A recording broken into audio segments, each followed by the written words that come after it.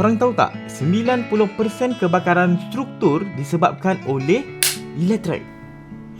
Masalah wayar ataupun kabel pula adalah antara punca kebakaran tadi tu. Sebelum ni saya dah buat video dah tentang pemilihan ketebalan wayar. Tapi ni wayar ni pula ada banyak jenis. Jadi untuk video ni saya akan cuba mudahkan, saya akan kategorikan wayar-wayar yang sesuai untuk kita orang awam. Kita nak bertukang kat rumah, nak DIY sikit, nak repair itu ini. Ini saya akan cuba bagi guideline yang simplify punya. Okay? First, kat tangan saya ni ada wayar, ada dua wayar. Satu wayar ni adalah fleksibel, mudah lentur. Nampak saya boleh bengkok-bengkokkan. Dan satu lagi ni rigid. Nampak tu, tak boleh lentur kan? Wayar fleksibel ni ada banyak konduktor yang halus dalam tu tau. Sebab tu dia boleh fleksibel, boleh lentur. Wayar yang rigid ni pula biasanya ada sikit ataupun satu je dalam tu. Untuk wayar yang fleksibel, biasanya kita akan gunakan untuk projek-projek kecil kita. Yang kita akan gerak-gerak sana sikit, nak adjust gerak sini sikit kan. Itu gunanya fleksibel. Dan untuk wayar yang tak fleksibel, bila kita bentukkan dia stay macam tu je, selagi kita tak usik dia, dia akan kekal bentuk macam ni. Jadi kita akan gunakan ni untuk pendawaian kekal. Alah, yang orang buat wiring kat rumah tu, itu pakai kabel rigid lah. Contoh sini saya ada power supply yang akan hasilkan 12 volt. Saya akan connect power supply ni dengan saya punya USB charging module. Untuk sambung saya perlukan wayar. Yang ini saya gunakan wayar fleksibel. Kalau kita tengok rating wayar ni 14 AWG, tebal sampai 20 ampere dia boleh pergi. Agak membazir. Jadi saya gunakan wayar yang nipis sikit. Cukuplah untuk handle 2 ampere, 3 ampere. Saya solder, saya patri positif negatif dan saya sambungkan pada saya punya output terminal dekat power supply ni. Sekarang kita dah ada charger phone yang kita DIY. Daripada rumah kita 240 volt AC alternating current. Masuk kat sini dia akan convert jadi DC. Direct current. Berapa banyak? 12 volt. Daripada 12 volt sini pula akan keluar pergi ke kita punya USB module, charging module. So kita boleh charge handphone, cocok sini, cocok handphone. Jadi sekarang wayar apa yang kita nak guna untuk connect kita punya power supply ni ke kita punya plug rumah? Kita boleh gunakan 3 core punya wayar. Contoh saya ada dua ni. Yang nipis ni saya pakai yang murah dalam 0.75mm persegi dia punya keratan rentas wayar. Dia ada penebat dalam tu PVC, luar pun PVC, tapi nampak tak binaan dia. Saya potong kejap Sekejap sikit lagi. Itu dia punya penebat luar tu, dia punya sleeve luar tu. Nipis je dan dalam tu berongga. Kalau saya ambil wayar yang mahal sikit ni, ini wayar yang ada sirim dan ketebalan dia dalam 1.5mm persegi. Bukan dia punya konduktor je tebal, dia punya penebat tu pun lebih tebal. Penebat yang kat dalam dan juga penebat kat luar. Kalau yang ini nipis je, luar dan dalam kan. Kalau saya cuba bengkokkan wayar yang murah dulu, saya cubit dia dekat penebat kan. Tengok apa jadi kat penebat tu. Nampak tak? Dia punya penebat tu dah mula ada merekah-rekah sikit dekat permukaan dia. Kalau saya cubit pula dekat wayar yang ada sirim ni, kita tengok apa jadi Saya cubit dengan kekuatan yang sama. Penyek macam tu tengok. Walaupun dua-dua ni material dia PVC patutnya, tapi berbeza kualiti. Jadi kita boleh nampak sini mana yang lebih reliable. Yang murah ataupun yang ada sirim. Bayangkan wayar ni gerak-gerak, lagi-lagi jadikan extension punya kabel kan. Agak-agak mana lagi selamat? Yang ada sirim ataupun kita beli cikai yang murah? Saya screwkan kejap wayar ni dan settle. Saya boleh cocok dekat plug. Sekarang, power outlet dekat dinding kita ni nak pakai wayar apa? Kita kena gunakan wayar yang rigid sebab ini adalah pendawaian kekal. Untuk orang awam, biasanya kita guna 3 saiz, 1.5, 2.5 dan 4mm persegi punya kabel wayar. Kita ikut je Suruhanjaya Tenaga punya guideline. Yang 1.5mm persegi ni guna untuk lampu dan kipas. Untuk wiring power outlet ataupun aircon yang bawah 2 horsepower, kita boleh gunakan 2.5mm persegi punya kabel. Untuk load yang lebih besar, minimum pakai 4mm. Alright. So untuk power outlet kita, saya akan pilih yang tengah ni, 2.5mm persegi. Ini power socket kita. Saya cabut dia punya penutup kejap dan saya boleh unscrew dia punya mounting screw. Okay, sekarang kat casing dia ni ada banyak lubang. Lubang ni ikut kita punya projek. Kalau contoh saya pakai conduit, saya pakai lubang bulat ni lah sebab nanti conduit saya boleh connect kat sini terus. Saya masukkan kabel dekat dalam lubang ni dan connect kabel ni. Pastikan kita punya terminal semua betul. Kita punya live, kita punya ground, kita punya neutral. Then baru kita tutup cover dia. Lepas tu buatlah sambungan terus ke kita punya MCB ataupun kita punya circuit breaker. Benda ni ada dekat kita punya distribution box. Circuit breaker ni kita akan connect dengan live. Yang earth dengan kita punya neutral ni ada dia punya bus bar dia. Sekarang saya punya phone charger DIY saya ni boleh cocok dekat plug. Okey.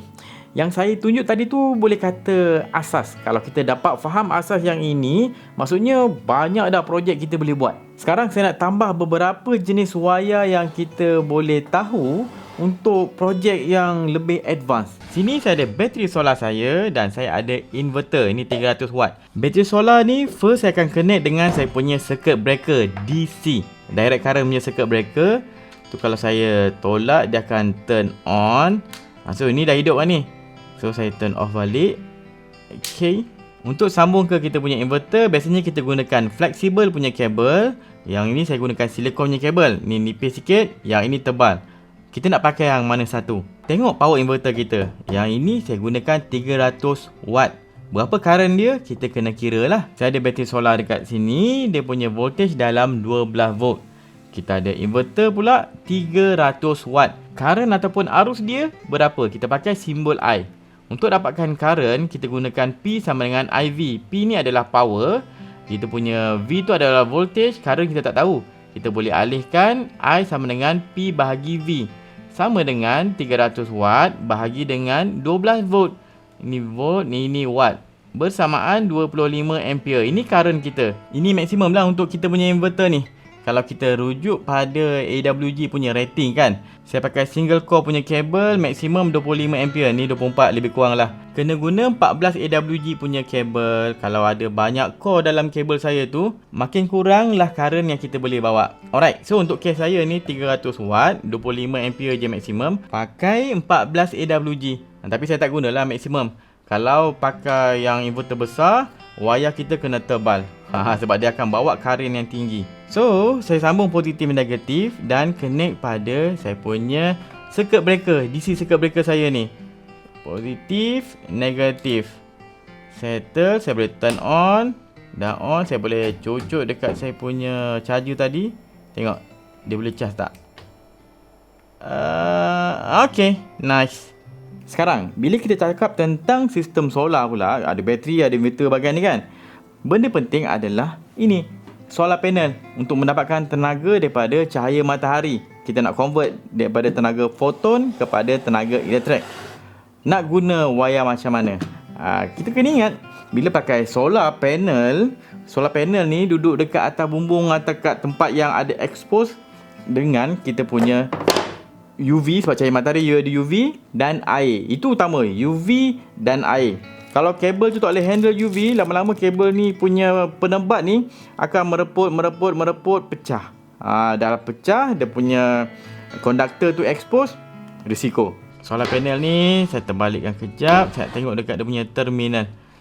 Okay, positif dan negatif. Antara kabel yang kita boleh gunakan adalah kabel yang ada penebat silikon. Sebab silikon ni boleh tahan UV, tahan lasak, tahan air dan boleh tahan suhu tinggi. Tengok tu, dia punya rating tu 200 darjah Celsius. Tapi dia mahal sikit lah. Kalau nak murah lagi, kita boleh gunakan wayar yang ada 2 core macam ni.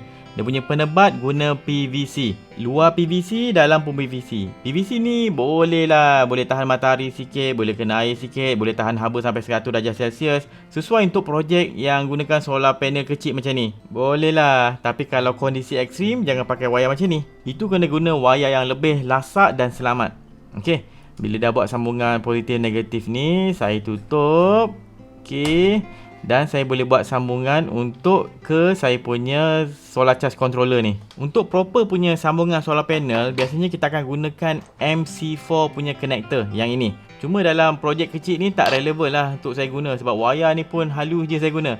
Contoh kalau saya tutup belakang tu, dia ada macam sealer tau, getah untuk seal supaya air tak masuk dalam connection kita ni. Kalau saya rapatkan habis, nampak tak lubang tu kan? Ini dah ketat lah ni. Lubang tu akan jadi minimum kecil dia tu. Saya akan kalau cocok wayar dalam tu, nampak tak? Still longgar. Jadi no point lah, dia takkan halang air daripada masuk kena kita punya connection tu. Jadi saya akan gunakan sambungan XT30 kecil je. XT60 boleh, 30 boleh, yang kecil ni. Saya secure sambungan tu dengan heat shrink supaya kalis air dan tak ada litan pintas berlaku. Kemudian sambung dekat saya punya solar charge controller. XT30 ni boleh handle sampai 30 ampere. Yang ini 1 ampere, so tak ada masalah lah. Dan bateri pun saya boleh sambungkan guna saya punya kabel silikon tadi juga. Disebabkan ini projek kecil je, current tak tinggi pun, saya boleh guna kabel nipis lah. Tapi kalau proper punya sistem solar, dia punya solar panel tu kita sirikan sampai 400 volt, kena pakai kabel macam ni. Ini kabel khas untuk solar. Kita ada 2 lapis dia punya penebat. Dan ini bukan PVC. Ini pakai polimer yang lebih lasak, boleh tahan suhu tinggi, kalis air, tak mudah terhakis dengan chemical. Dan harga pun akan lebih mahal lah. Barulah kita boleh pakai MC4 punya connector ni. Sebab dia punya kabel ni tebal. Dan contoh saya masukkan wayar tu dan saya ketatkan, nampak tak? Bila saya rapatkan habis, ketatkan habis dia punya connector tu, skru, nampak? Dia punya seal tu betul-betul tutup. Jadi kedap air lah. Kena hujan, ribut, banjir, steady je. Saya rasa dah banyak dah saya cover ni. Dan kalau saya nak tambah satu lagi, contohnya ni. Ni. Ada orang kata kalau wayar yang multi core macam ni, kita tak boleh buat pendawaian kekal dalam rumah. Ada orang kata, ada banyak lah saya baca komen. Yang luar ni ada penebat asing, yang dalam ni pula ada beberapa wayar. Tu orang kata multi core tu. Orang kata tak boleh buat pendawaian kekal. Tu kurang tepat lah bagi saya. Sebab kita ada guna multi core punya kabel macam UF kabel ni untuk pendawaian bawah tanah. Ataupun yang lebih kuat macam ni, siap ada lapisan armor berapa lapis tu kan. Multi core tapi pendawaian kekal. Jadi kabel ni memang ada macam-macam. Kita kena sesuaikan kabel ni ikut kita punya projek. Nak pakai yang fleksibel ke, nak pakai yang rigid ke, ataupun nak pakai insulation yang biasa ke, ataupun kita nak guna projek ni pada suhu yang tinggi. Contohnya kalau suhu tinggi kita boleh gunakan silikon punya penebat. Ataupun kita contoh serika kan. Serika tak boleh lah pakai wayar biasa macam ni. Serika kan dia panas. Jadi bila panas ni kita kena gunakan penebat yang betul-betul tahan panas. Contohnya jenis wayar yang luar tu ada macam cotton, ataupun kat luar tu ada fiberglass. Itu boleh tahan panas. Kalau projek kita tu nak buat pendawaian bawah tanah ataupun dalam air, kena guna kabel lain. Dia tak ada satu kabel untuk semua situasi, tak ada. Okay, so itulah. Saya harap saya punya perkongsian ni bermanfaat. Kalau nak tengok banyak lagi video education yang menarik, pergi ke YouTube channel Berani Buat, subscribe. Kat situ ada banyak playlist video. Jumpa lagi dalam next video. Assalamualaikum.